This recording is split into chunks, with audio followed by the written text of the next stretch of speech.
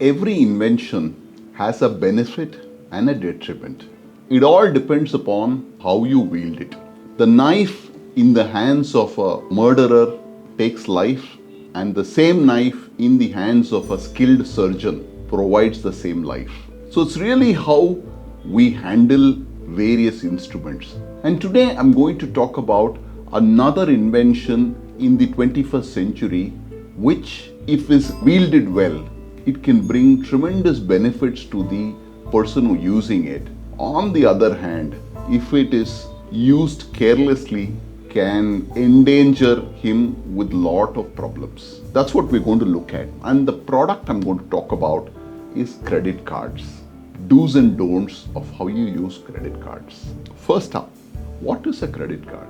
Credit card is a square appearing plastic device that is given by a banker to you for you to use as you please. The card usually comes with a certain limit of spending that you can do.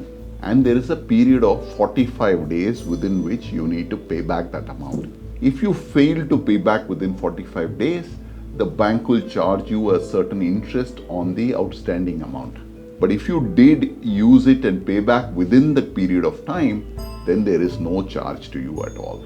Credit card is a very useful tool if you can use it well.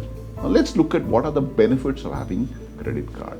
It's a great tool for hassle-free shopping. You don't need cash, you don't need exact change. You can just carry your credit card, walk into any store and buy whatever you want. As long as it's within the overall credit limit, you can kind of do what you feel like. Second, you don't have to check your bank balance to see if you have the money. A credit card is beyond all that. It's the credit that the bank provides you. So as long as it's within the overall limit, go forth and you can spend it. It comes with a 45-day timeline. So assume you spend on day 1, you have 45 days to recoup the money and pay for it. If the amount is very large, you can also request the bank to convert it into an EMI option at a much lower interest rate. It's a very important tool in managing emergencies. Suddenly you have a family member who is unwell, who needs to be hospitalized. You don't have the time to organize your bank funds. Credit card comes in very, very handy in all this. So credit card has multiple benefits that one can use. But as I mentioned, it also involves the person to handle it with care. Once the expenses are incurred on a credit card, one needs to have the following means of settlement. The most recommended way of settling a credit card is on the due date or before, pay back the entire amount that is due. So if you have spent, say, for instance, 12,000 rupees on your credit card the previous month, on or before the due date, please pay up the entire 12,000 rupees and be done with it. Now, there are instances where some persons have to incur a much larger sum. It could be an emergency, it could be something that they had not anticipated. As a result, on the given due date, they do not have all the funds to repay. Now, if this were the situation, then one needs to kind of at least pay 5% of the credit card dues. So if you have spent a lakh of rupees, ideally you should settle the entire 1 lakh on the due date. If you do not have that kind of money, then at least 5,000 rupees you will need to pay up. The balance of 95,000 rupees gets rolled over as your outstanding credit. Now the important thing to note is that credit card is one of the highest interest charging instrument that you can borrow against. On the 95,000 rupees that's outstanding, you are going to be charged at approximately 3.75%. This could differ from bank to bank, but I'm talking about an average. That is 3.75% per month. Works out to almost 45% per annum. That's a big number, my friend. So we did some real groundwork and said, let's assume somebody spent a lakh of rupees, and based on that spending and they didn't have the money, they decided to pay 5,000 rupees in the first month and carried that 95,000 rupees as the kind of outstanding loan. And every month thereafter for 12 months, they continued to pay that 5,000 rupees, which is slightly more than the minimum due, At the end of 12 months, they have paid 60,000 rupees worth of the outstanding, and 40,000 rupees of the outstanding is really the amount that is due. But do you know on their 12th month statement how much the outstanding will show?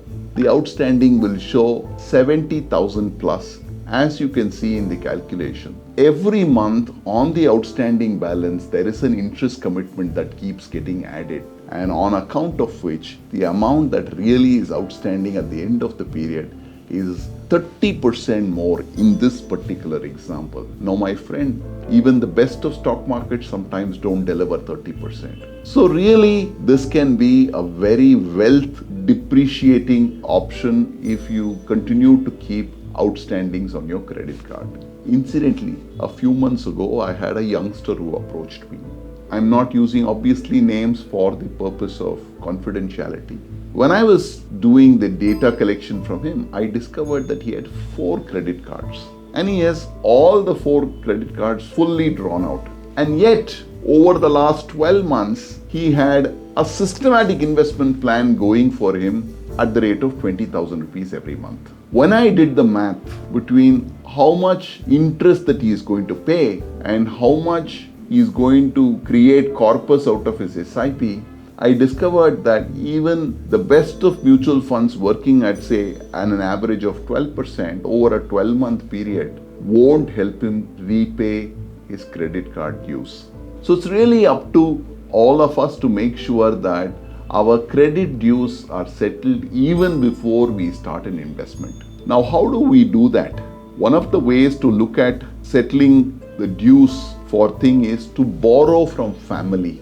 Do not hesitate to go to families and friends and collect a friendly loan that you can repay to them at leisure, so that at least the credit card outstandings can be closed and the interest charges can be stemmed at that one juncture.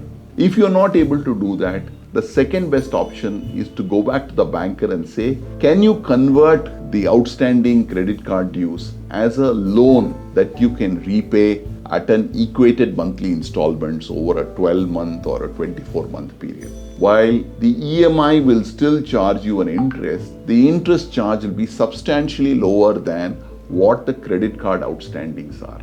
So to that extent, you will enjoy a little bit of benefit as compared to paying those huge credit card dues. The other last thing that I wanted to mention is that the credit card also allows you the option of withdrawing cash. Now, not many people know that unlike a debit card, the moment you draw cash from a credit card, the interest starts calculating from that very minute onwards. You don't get that 45-day credit when you draw cash. The money starts kind of ticking and the interest rate starts moving up instantaneously. So I dare say, do not use credit card to draw cash if you can. That way, you will be doing yourselves a big favor in terms of your long-term credit growth. Make your credit card dues payments on time. Do not default, because your credit card again is linked to your CIBIL score.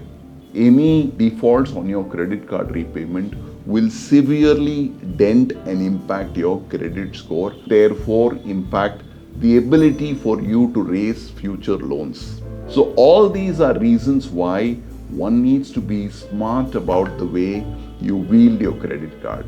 As I mentioned, credit card is a great instrument, but you need to ensure you use it really, really well.